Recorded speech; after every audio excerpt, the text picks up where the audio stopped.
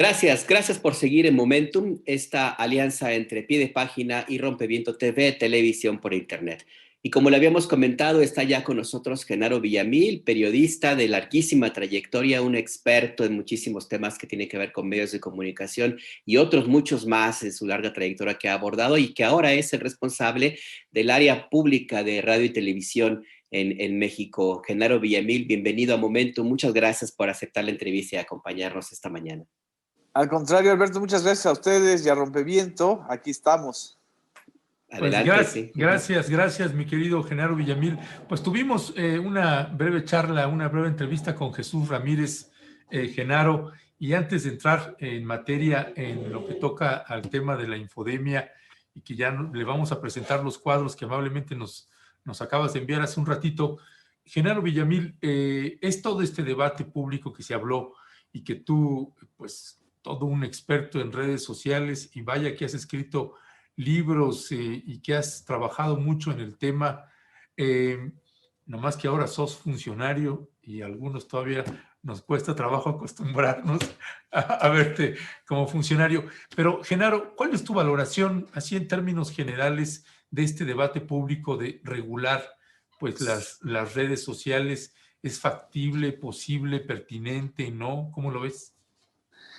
Muchas gracias, Ernesto. Creo que es un debate que no solamente se está dando ni en Estados Unidos ni en México, es un debate global. En la medida en que estamos de una u otra manera en la tercera ola de las redes sociales, es decir, estas plataformas de tecnología, la web 2.0, que iniciaron como redes de contactos personales y luego se convirtieron en redes de activismo ciudadano. Creo que el gran salto de esta influencia de las plataformas como Facebook, como Twitter, como YouTube y ahora pues con muchas otras más, fue en aquella primavera árabe, si nos acordamos, 2011, luego la Revolución Española de esas fechas, y de una u otra manera en México también vivimos esa influencia y esa oleada en la campaña del 2012 con la emergencia del movimiento Yo Soy 132 y todo el activismo, digamos, juvenil, ciudadano que se dio durante un gobierno profundamente corrompido y profundamente dependiente de la televisión, como fue el gobierno de Enrique Peña Nieto. Lo que estamos viviendo ahora es la tercera fase de las redes sociales, es decir, ya no son estas solamente plataformas de activismo o de digamos, interacción personal, son realmente también ya grandes complejos globales de negocio, ¿sí? O sea, son negocios. Ellos mismos lo dicen, ellos no viven de la libertad de expresión, ellos viven de vender sus espacios, la publicidad. Y yo creo que desde el 2016, con el Brexit, con lo que sucedió en Brasil, con Bolsonaro y por supuesto con la victoria de Donald Trump en Estados Unidos, empezamos a ver la parte oscura de estas compañías y de esta tecnología y la necesidad de plantear la posibilidad de que hayan redes públicas nacionales. Estas son redes sociales privadas, son plataformas privadas en donde pues, hay un montón de problemas ahí pendientes que tienen que ver con el manejo de datos, que tienen que ver con el privilegiar el insulto, la intoxicación, la desinformación o la sobreinformación, que en realidad, en el caso de Twitter, pues cualquiera que estemos en esa plataforma nos damos cuenta que el que más insulta, más seguidores tiene. Entonces, es un incentivo para la desdemocratización del debate. Entonces, creo que esta parte tiene que ver mucho con lo que estamos viviendo y planteando ahora, no solo en México, sino en todo el mundo. Y, por supuesto, tiene que ver con lo que estamos viviendo desde el 2020, con la otra pandemia, que es la pandemia de noticias falsas, de rumores, que se ha dado en llamar infodemia. Creo que en ese contexto estamos. Entonces vendrá seguramente después de la emergencia sanitaria mundial un replanteamiento para estas plataformas que, por supuesto, han sido las grandes ganadoras económicas de este periodo, ¿no? Oye, Genaro, ¿y cómo entrar a una, no sé si la palabra correcta sea regulación o a un cambio, algo distinto a la forma como están operando las redes sociales, sobre todo partiendo de la base, por supuesto, que, bueno, son empresas privadas, pero además son empresas corporativos mundiales, donde la misma forma como de operación, técnicamente hablando, hace muy difícil que alguna legislación local de un país en específico les pueda llegar a tener un cierto tipo de obligaciones. No sé cuál pueda ser el mecanismo si tomamos en cuenta que estos espacios pues se han convertido, y el tema que vamos a abordar contigo ahora mismo sería, es el tema de la infodemia, ¿no? Porque no es nada más Claro. un tema nada más de cuestiones de técnicas, de debate, en fin, sino todo lo que implica esa ausencia, este gran vacío y la imposibilidad o no de tener regulaciones, de tener formas de por lo menos normar criterios un poco menos agresivos como los que estamos viviendo hasta ahora. Es un tema complejo porque no solamente se puede arreglar a nivel nacional. Estamos hablando de plataformas bidireccionales. Internet es una plataforma mundial. Ellos están utilizando la plataforma de Internet. Ellos están haciendo un negocio internacional, y no se puede regular de la misma manera que la televisión y la radio, que son concesiones nacionales y que tienen otras características, otro modelo tecnológico, aunque los fenómenos de contenidos sean muy similares. Yo creo que aquí hay tres niveles del debate. Tiene que debatirse a nivel de modelos de soberanía tecnológica, a nivel de regulación y protección de datos personales, más que el de temas de contenidos y libertad de expresión. Y tres, pues una regulación también fiscal. Es decir, ellos hacen un gran negocio con los datos de todos los usuarios. Y entonces ahí no hay la misma, digamos, la misma persistencia o consistencia fiscal como en el caso de radios, televisión, periódicos, etcétera. Es un gran vacío. Creo que no es un debate que solo se deba dar en México, aunque es importante que se dé en México. Es un debate global y, por supuesto, yo insisto, esta tercera fase que yo ubicaría en el 2016 y su momento más crítico está sucediendo ahora, 2020, 2021, sucedió con Donald Trump. Donald Trump, que es una especie de Frankenstein para ellos. Twitter, sobre todo, Twitter revivió, renació, se convirtió en la plataforma de la agenda global informativa gracias a la fuerza que adquirió con usuarios como Donald Trump y como sus seguidores. Y luego viene pues la censura, es decir, esta actuación de Twitter y de Facebook en el episodio del Capitolio, pues más bien a mí en lo personal me sonó mucho a hipocresía, es decir, o más bien a que hay poderes encima de ellos que también los están obligando a tomar medidas. Hablo en ese sentido del poder militar de Estados Unidos, ¿no? En fin, no son hermanas de la caridad. Nadie los puede pues considerar tales cuales. Son benditas para el presidente, benditas redes sociales en función del uso que damos los ciudadanos. Pero son compañías, son empresas transnacionales, grandes, gigantes tecnológicos, de una voracidad impresionante.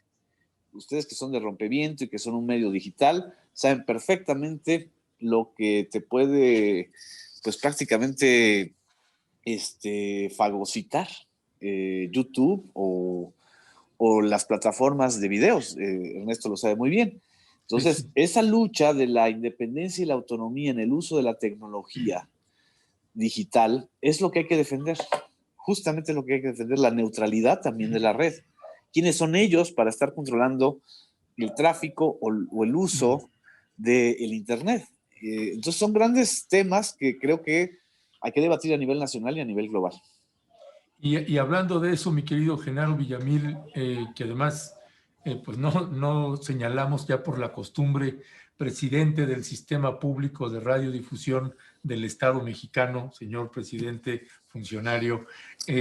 Genaro, hablando de ese derecho a la información y el derecho de ser no solamente informado, sino bien informado, pues precisamente la instancia de gobierno que tú presides, pues ahora se ha dado a la tarea de hacer un seguimiento puntual y que nos parece más que pertinente de lo que viene siendo esto que presentaste en alguna conferencia con el presidente López Obrador, la infodemia. Y ustedes están haciendo un recuento y un seguimiento que nos parece importante y que nos enviaste precisamente ya un archivo actualizado de lo que ustedes están documentando como infodemia, y uno de los primeros temas pues es precisamente la infodemia, las noticias falsas sobre la vacuna contra la Así COVID-19, es. Genaro. Mira, el tema de infodemia surge en el seno de la Organización Mundial de Salud, cuando la propia Organización Mundial de Salud, que ha sido desbordada por todo, ahora ya estamos viendo la incapacidad de la OMS para poder regular mínimamente esta voracidad que está generándose para acaparar las vacunas y para, pues digamos que algunos países se han privilegiado sobre encima de otros, en fin. Es terrible lo que está pasando porque estamos en manos también, como en las redes sociales, de compañías privadas. Todas las vacunas, todas en estos momentos están fabricándose por compañías privadas. No importa si sea de origen ruso, si sea de origen chino, de norteamericano o británico o alemán. El tema es que estamos enfrentando una emergencia global sin una rectoría estatal, nacional y multinacional. Entonces, cuando esto se enfrenta, eso es lo de ahora, pero desde que empezó la pandemia, la Organización Mundial de Salud se dio cuenta que pues, habían una oleada de negacionistas tremendos que primero decían que no existía el virus, que estaba inoculado, que era un invento de Microsoft, en fin, todas las cosas que todos hemos leído en Facebook, en Twitter, en WhatsApp, los WhatsApps que nos llegan, que WhatsApp pertenece a Facebook, o en Instagram, que también pertenece a Facebook, o en YouTube, en donde la plataforma, fíjense que YouTube por lo menos hizo un intento, un esfuerzo, que es una compañía de Google, de cancelar todas aquellas cuentas que estaban negando la existencia del virus. Retomamos este término porque la oleada de noticias falsas se incrementó muchísimo en abril del año pasado. Llegó a más de 1,000 y cacho de noticias falsas que estaban generándose en redes sociales. Entonces, aunque somos un sistema de radio y televisión, también somos plataformas digitales. Y también somos un organismo del Estado mexicano, no del gobierno, somos un organismo del Estado. Entonces, necesita darle un servicio a la sociedad. Teníamos enfrente que pues, era muy difícil que un medio privado pudiera estar curando la información en el sentido del check news y del fast checking. Facebook lo hizo, pero pues Facebook era como darse un balazo en el pie. Pues ellos son la plataforma en donde más han circulado noticias falsas. Entonces nosotros nos dimos a la tarea, junto con un equipo de monitoristas y una serie de alianzas, incluyendo alianzas internacionales con la agencia TELAM de Argentina, con la propia ONU, de estar haciendo esta curaduría y estas advertencias. ¿Qué es lo que estamos notando, Ernesto? Que es un fenómeno que se repite en cada país y que en México además se va a incrementar muchísimo más en este año, que es un año electoral, ¿no?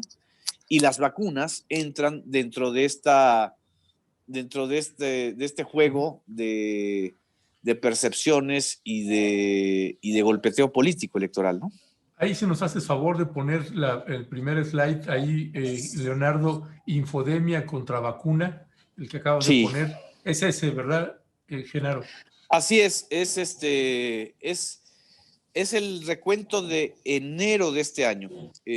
No creo que tenga ya mucho sentido hablar de lo que ocurrió el año pasado, que ya sabemos cómo muchos de los fenómenos de infodemia generaron violencia social contra los enfermeros, contra las médicas, a quienes se les acusaba en redes sociales de ser los propagadores del virus, o contra las empresas o los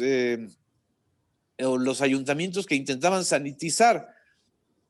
Dijeron en varios municipios y en varios lugares que estaban inoculando el virus en el drenaje y los expulsaron a pedradas o incluso llegaron a matarlos. Es decir, no es un fenómeno menor, no es el chisme de la esquina o el chisme de cantina, es un envenenamiento, una virulencia, un virus, ahora sí que haciendo la analogía, un virus informativo que está, y que mucha gente que además pues cree que Facebook es como la nueva Televisa, o que Twitter es así como, pues como que todo lo que se publica en Twitter es certero o cierto, y pues la mayoría de los usuarios de Internet en México y de las redes sociales no tienen cultura o no tenemos, me incluyo, no tenemos cultura de discernimiento ni de ponderación. Entonces, pues de repente provocan que Lili Telle se vuelva epidemióloga y vacunóloga, una señora que de periodista pasa a senadora y de senadora pasa pues a una estrambótica difusora de las fake news más locas, ¿no? Entonces, eso es lo que estamos viendo en el recuento de enero. Sí, bueno, y además deja la senadora Lili Telles, que es el caso de los más visibles. Tenemos a una dentista que resulta ser ponderada, no, deja de eso, ha sido presentada en medios tradicionales y en no pocos noticieros como la experta con una expertise o una capacidad de entendimiento de la virología superior a la Organización Mundial de la Salud. A ese nivel han llegado, ¿no? En esa propagación de noticias de esta naturaleza, tratando de dar un cariz incluso académico, que me parece, no sé si se ha analizado por parte de ustedes, Infodemia MX, esta parte también de no solamente la difusión de fake news y de la contribución a la infodemia, sino no sé si decisión editorial de algunos espacios de vestir inclusive con ciertos tintes académicos o pseudoacadémicos, o llamémele como le quieran denominar, a estas noticias o a voceros de este tipo de noticias. Eso no sé si es un paso adelante o muy mexicano de la infodemia. Esto que dices, Alberto, es muy importante. Las fake news no solamente son inventos o noticias o medias verdades o noticias absolutamente delirantes. No, las fake news son una industria político, mediática, farmacológica, y se basa también en la construcción de supuestas autoridades médicas o políticas o sociológicas o intelectuales, que esto no es nuevo, esto siempre ha ocurrido, o sea, es decir, siempre nos venden. Pues había un autor que se llamaba Luis Pazos, que vendía muchísimo en México y era como una especie de gurú económico, y pues ya podemos mencionar otros casos, por ejemplo, Pedro Ferriz, Pedro Ferriz de Con, hijo, que pues era observado por y alimentado por los empresarios regiomontanos con una efervescencia casi religiosa, lo cual, bueno, pues cada quien con sus creencias. Pero aquí el tema es que están creando una narrativa de catástrofe y responsabilizando a un individuo de una pandemia, están jugando con la frustración, el miedo, el dolor, el entendible coraje de mucha gente, y equiparando los muertos de la pandemia mexicana con los muertos de la guerra de Calderón. Eso es evidentemente una inferencia y un absurdo que además es criminal. Y sí, efectivamente se construyen. Lo novedoso de esto, y en ese sentido es donde nosotros tenemos que abrir el foco, es que no ocurre solo en México. Está ocurriendo en Argentina casi de una manera similar o copy-paste. Es decir, así como aquí tenemos a Lili Telles, ahí en Argentina hay una señora que se llama Elisa Carrió, famosa también por sus exabruptos, que está diciendo exactamente lo mismo que Lili Telles sobre la vacuna Sputnik V o Sputnik 5, como queramos llamarle, que si es chafa, que si es comunista, que ella no se va a inocular o a dejarse vacunar por una vacuna que proviene de un gobierno no democrático. Entonces dices, y además la ignorancia, o sea, desde hace más de 15 años, pues Rusia, la verdad, no tiene nada de comunista. O sea, Rusia es un país hiper capitalista, con un modelo autoritario, pero Rusia siempre fue, igual que otras naciones, igual que la misma China, igual que la misma Alemania, pues una nación muy avanzada en las investigaciones biomédicas, igual que Estados Unidos. Pero esta necesidad de querer manipular la percepción y revivir argumentos de la Guerra Fría en medio de la pandemia es un tema que no solamente se está dando en México, se está dando en varias partes del mundo. Además me da risa porque se agarran, por ejemplo, de figuras como Angela Merkel, ¿no? Aquí los bien pensantes o los virólogos y vacunólogos. No, es que Angela Merkel ya dijo que no, que la vacuna rusa, y luego cuando dice la canciller alemana que sí están analizando la posibilidad de usar la vacuna rusa, no, es que ustedes están citando mal, porque ella dice que siempre y cuando sí, o sea, esta sarta de locuras y de mendacidades, hay mucha mendacidad en esto. Y hay alguien que quisiera capitalizar esto.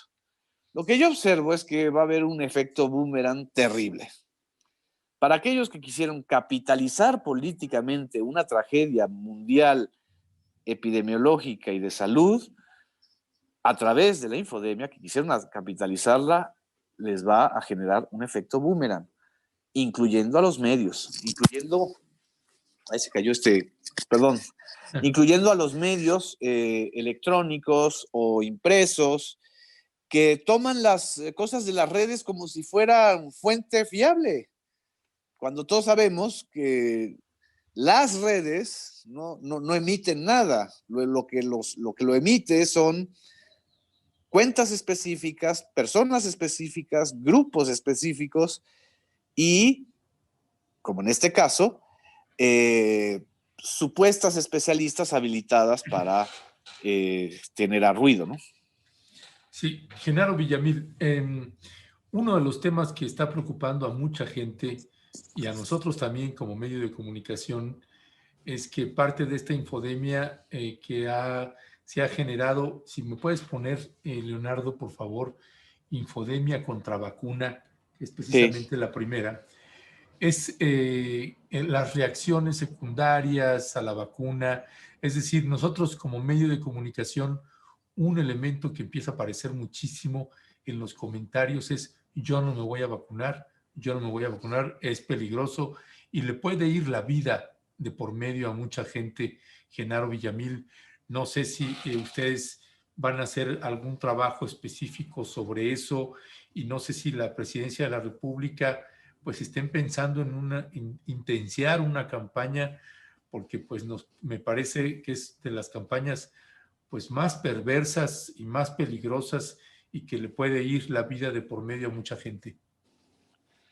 En el caso del Sistema Público de Radiodifusión, nosotros vamos a hacer un programa, ya una serie, digamos, no un programa, una serie de programas, con Argentina, con la ONU, con France 24, con algunas otras instancias públicas internacionales para justamente ver que esto que está pasando aquí en México pasó también y está pasando en Argentina. En Argentina, a diferencia de México, Argentina no tiene un esquema de vacunación múltiple, es decir, no hay varias vacunas, solamente tienen la Sputnik hasta ahora. Están negociando AstraZeneca. La andanada en contra de la vacuna Sputnik fue tan fuerte que hubo movimientos diciendo no me voy a vacunar. Eso ocurrió a finales de diciembre y ascendió durante todo enero. ¿Qué ha sucedido?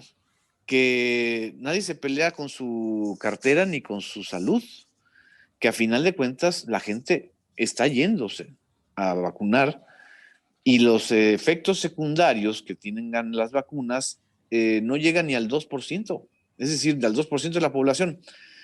Lo que hay es un sobredimensionamiento de casos aislados o de casos específicos que no hacen una tendencia. Es decir, si una enfermera en México tuvo convulsiones por la vacuna Pfizer, eso no significa que esa una persona marque la tendencia frente a 146,000 personas vacunadas. Lo que está sucediendo, y eso es muy grave en términos periodísticos, es que estamos olvidando lo que se llama la ponderación. La nota no solamente es lo negativo, sino que ese hecho tenga un impacto ponderado en la tendencia global. Como las redes sociales están llenas de neuróticos compulsivos y de aprendices de brujo, un caso lo vuelven una cosa generalizada y obviamente pues también hay mañosos y mañosas que quieren sacar raja política de eso. Efectivamente, está empezando una serie de manifestaciones en las redes sociales de yo no me voy a vacunar, pero hay que ir a la calle. Es decir, yo recomendaría ir a la calle y realmente preguntarle pues a nuestras familias, a nuestras mamás, a nuestros papás, a la gente mayor, si se está inscribiendo o no. Y vamos a ver que hay una enorme mayoría que con todas las dificultades ahorita iniciales de la plataforma esta para inscribirse, están buscando inscribirse. Es decir, el ruido generado está en redes. Hay una realidad virtual y hay una realidad contemporánea social. Entonces, hay que también separar una cosa de la otra. Es precisamente lo que me llama la atención, Genaro. En el caso de los medios tradicionales u otros espacios también que están repitiendo las noticias falsas, las fake news y contribuyendo a la infodemia, en la mayoría existe personas que están capacitadas para discernir entre el origen de una información, cuestionarla, Claro. ponderarla, como tú dices, y a pesar de eso, la repiten, la publican. Eso ya es una decisión a propósito, no es que se dieran sorprendidos, lo hicieron de esta manera. Y eso me lleva a la pregunta que te quiero hacer. En este análisis que están ustedes haciendo, ¿han encontrado personajes, personas, grupos, intereses, algo que tenga, que sea más tangible, más allá de lo que pueda ocurrir en los millones de usuarios de las cuentas de Internet, particularmente Twitter o Facebook, que pueden tener todo el derecho y sentirse en su espacio de reaccionar de una u otra forma? ¿Han ustedes encontrado intereses, grupos, propósitos específicos en toda esta pandemia, esta infodemia que se está viviendo en las redes sociales y en los medios de comunicación tradicionales, sobre todo, Genaro? Alberto, te mentiría si te dijera, es este grupo o estos grupos. Yo lo que creo, y lo que veo, no lo que creo, lo que vemos es que el tremendismo es negocio. Lo que las televisoras y las radios están haciendo, lo digo de manera clarísima, lo que hace todos los días Azucena Oresti en Milenio, lo que hace nuestro señor conductor Ciro Gómez Leiva en Imagen, lo que hacen muchísimos otros conductores y conductoras en radio, es querer ganar rating con información tremendista, con una compulsiva necesidad de hablar del derrotismo frente a la pandemia y de colocarse como si fueran heraldos de la libertad de expresión frente a un fenómeno global.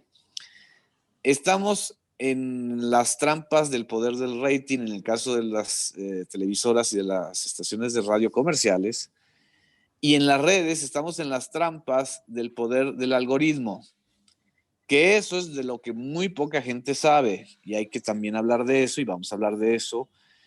La gente cree normalmente que lo que ve en sus timelines, en su cuenta de Facebook o de Twitter o de Instagram, es porque, pues porque así se ordenan las cosas. Las cosas se ordenan para que tú direccionadamente observes y escuches y consumas lo que, de acuerdo a la fórmula llamada algoritmo, que se hace con tus datos personales y con tu perfil psicológico. Eso también tiene mucho de orwelliano, y eso es lo que hay que reclamarles a Facebook y a Twitter, que hagan públicas sus fórmulas algorítmicas.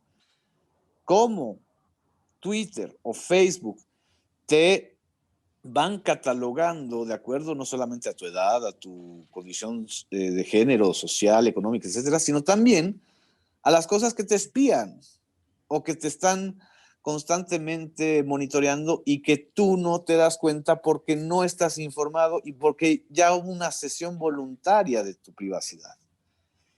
Eso es lo que nos deben. Entonces hay dos grandes, la respuesta a tu pregunta es que creo que hay dos grandes mecanismos que están generando esta perversión: el poder del rating sin contrapesos y el poder del algoritmo. Y unidos, estos están haciendo mucho daño en la salud mental de la población, no en la salud emocional de una sociedad. No solamente en la salud pulmonar o médica, no sé cómo decirlo, no soy médico, pero evidentemente la pandemia existe, evidentemente el virus afecta, evidentemente hay muertos, evidentemente hay mucha gente afectada. Pero si nosotros hacemos el análisis del grado de afectación, de ansiedad que está generando esta manera de manejar la información por parte de los medios masivos y esa manera de manejar la información y los contenidos por parte de las redes sociales, pues vamos a ver un panorama muy, muy tremendo. Pues, y donde hay responsabilidades, ¿eh? Sí. Oye, Genaro, pues muchísimas gracias. Hay un mundo de temas que, si pudiéramos, te secuestramos unas cuantas horas para hablar de temas. Básicamente, para terminar, Genaro, que ya tenemos que seguir con nuestro siguiente entrevistado, es básicamente, resumidamente, Genaro, ¿cuáles son los planes que tienen para los medios públicos para este 2021, Genaro? Evidentemente, muchas gracias por la pregunta, Ernesto. Ya ves que yo no quería hablar y bueno, me pones a hablar y me pongo a hablar. No, encantados nosotros. No, este proyecto de Infodemia es un proyecto del Sistema Público de Radiodifusión que lo vamos a lanzar en marzo. Aparte, hay toda una serie de proyectos de contenidos en relación con este año, que es del 2021, un año de 15 festividades que hoy se dieron a conocer en la conferencia matutina, y que pues vamos a tener una estrategia de sinergia y obviamente pues dar un servicio a los televidentes y a las radioescuchas y radioescuchas de México, porque nunca como ahora es necesario también un espacio público en donde por lo menos haya un equilibrio o un contrapeso u otra versión, ¿no? Sí, un espacio público y reivindicar el origen mismo de los sistemas públicos de radio, televisión y otros sistemas de comunicación, que es un espacio del Estado. Así todos, no de un gobierno, no ni de otro. Del Estado como gobierno y sociedad, ¿eh? Es decir, claro, exactamente. La sociedad ojalá y haga más suyos los medios públicos, porque además lo que estamos observando es que en momentos como estos Los otros medios, muy legítimamente, pues ven por sus intereses, no por la libertad de expresión ni por el derecho a la información. Claro, un Estado en el cual estamos todos, sociedad, gobierno, líder religioso, líderes políticos, partidistas, de futbolistas, boxeadores, todos, y el interés fundamental de un Estado es garantizar el derecho a la información, la democracia y a la integridad física, mental, de seguridad, de salud. Y ese es el deber básico de un sistema público del Estado. Genaro, gracias por estar en Momentum. A ustedes. Genaro, un gusto. Te mandamos un abrazo. Gracias por acompañarnos. Un abrazo muy fuerte y ahí les enviamos también lo que necesiten de materia informativa sobre infodemia. Órale. Bienvenido. Gracias. Sale. Gracias. Un abrazo.